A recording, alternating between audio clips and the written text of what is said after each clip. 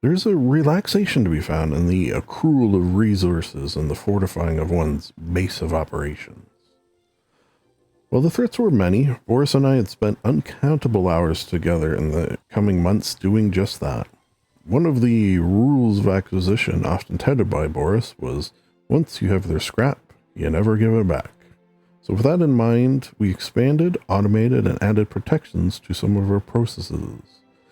I learned a great deal during this time, and there are lessons I carry on to this day about electricity and farming and fishing and of course building, which was definitely an area of expertise that Boris possessed. You would say, the base is never truly done, and while I agreed with this sentiment, I also had an itch. An itch to explore with the goal of hopefully finding a way off this island. Boris seemed oddly reluctant to do so, but I was able to use one of his own rules against him. Home is where the heart is, but the stars are made of scrap. A rueful grin and a resigned nod meant I knew I'd gotten my way.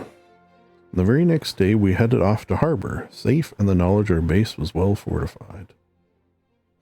Arriving quietly, as that is how we always tried to arrive places, just as the sun was rising above the vibrant orange-pink ocean revealed the outline of what appeared to be a tugboat.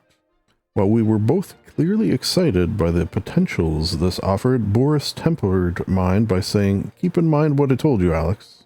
While watercraft are rare, people have tried to use them to leave, but even the handful that did return said there was some sort of radiation or barrier that prevented them from truly escaping."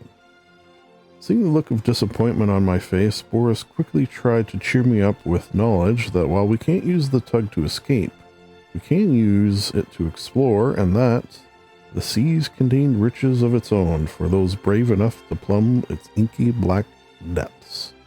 Arr, even. Thus began a new chapter of life at sea.